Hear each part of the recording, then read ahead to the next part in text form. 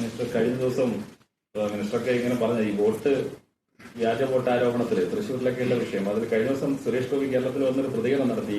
പരാതി ഉന്നയിച്ച വാനരന്മാര് എന്നാണ് അദ്ദേഹം വിശേഷിപ്പിച്ചത്. ഈ കേന്ദ്രമന്ത്രി സുരേഷ് ഗോപി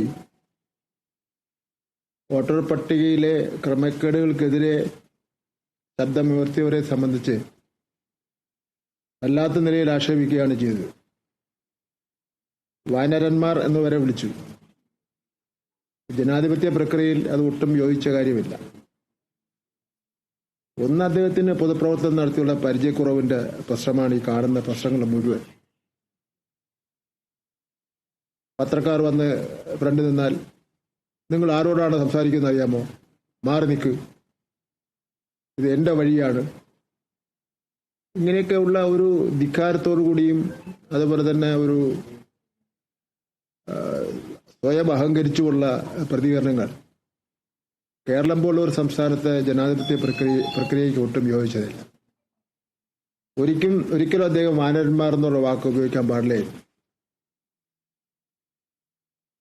വോട്ടർ പട്ടികയിലുള്ള പരാതികളെ സംബന്ധിച്ചിടത്തോളം അത് ബന്ധപ്പെട്ട ആധികാരിക സ്ഥാപനങ്ങൾ അന്വേഷിച്ചുകൊണ്ടിരിക്കുകയാണ്. മാധ്യമങ്ങളും അതുപോലെ തന്നെ ജനനേതാക്കന്മാരും ഉയർത്തിയ ആക്ഷേപങ്ങളെ സംബന്ധിച്ചിടത്തോളം സുരേഷ് ഗോപി ഇതുവരെ മറുപടി പറഞ്ഞിട്ടില്ല.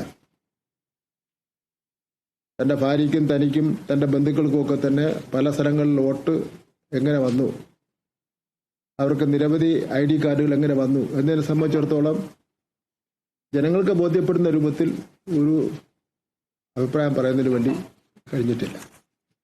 യഥാർത്ഥത്തിൽ എല്ലാവരും പരക്കയപ്പ് അംഗീകരിക്കപ്പെട്ട ഒരു കാര്യമാണ് കള്ള വോട്ട് കൊണ്ടാണ് സുരേഷ് ഗോപി പാർലമെന്റിലേക്ക് ജയിച്ചതെന്നുള്ള കാര്യം എല്ലാവരും പരക്കെ അംഗീകരിക്കപ്പെട്ടിട്ടുണ്ട്. ഇത് ശരിക്കും മനസ്സിലാക്കിക്കൊണ്ട് അദ്ദേഹം രാജിവെച്ചിട്ട് യഥാർത്ഥ വോട്ടർമാരുടെ വോട്ടർ ലിസ്റ്റ് പ്രസിദ്ധീകരിച്ചിട്ട് തെരഞ്ഞെടുപ്പ് നടക്കട്ടെ. അതല്ലാതെ കള്ളവോട്ട് കൊണ്ട് ജയിച്ചിട്ട് ഇങ്ങനെ വലിയ മാന്യനായി മറ്റുള്ളവരെ ആക്ഷേപിക്കുന്ന നിലപാടൊന്നും ജനാധിപത്യ പ്രക്രിയയ്ക്ക് ഒട്ടും ഭൂഷണമല്ല.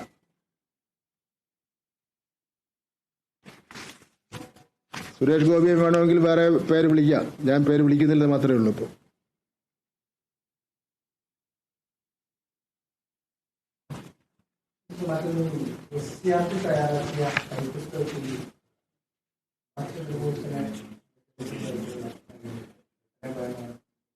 അതില് പാഠ്യപദ്ധതി പരിഷ്കരണവുമായി ബന്ധപ്പെട്ട് 4ാം ക്ലാസ്സിൽ പരിഷ്കരിച്ച പരിസര പഠനം ടീച്ചർ ടെക്സ്റ്റിന്റെ കരടിൽ നേതാജി സുഭാഷ് ചന്ദ്രബോസിന്റെ വിവരണത്തിൽ ചരിത്രപരമായ ചില പെശകൾ സംഭവിച്ചിട്ടുണ്ട്. അത് കരട് പ്രസിദ്ധീകരിക്കുമ്പോൾ സ്വാഭാവികമായിട്ട് കരടിൽ കാണുന്ന തെറ്റുകുറ്റങ്ങൾ തിരുത്തി ഇറക്കുന്നതിന് വേണ്ടി പ്രസിദ്ധീകരിച്ചിട്ടുള്ളത്. എന്നാലും സുഭാഷ് ചന്ദ്രബോസിനെ പോലുള്ള ഒരു വ്യക്തിയെ സംബന്ധിച്ചിടത്തോളം അങ്ങനെയുള്ള ഒരു കരടിലാണെങ്കിൽ ഒരു തെറ്റ് വരാൻ വേണ്ടി പാടില്ല. അത് തിരുത്തിയിട്ടുണ്ട്. എന്ന് മാത്രമല്ല, ഈ ഭാഗം തയ്യാറാക്കിയ അധ്യാപകരെ ഇനി പാഠപുസ്തക രചനാ സമിതിയിൽ നിന്നും ഡീബാർ ചെയ്തിട്ടുണ്ട്.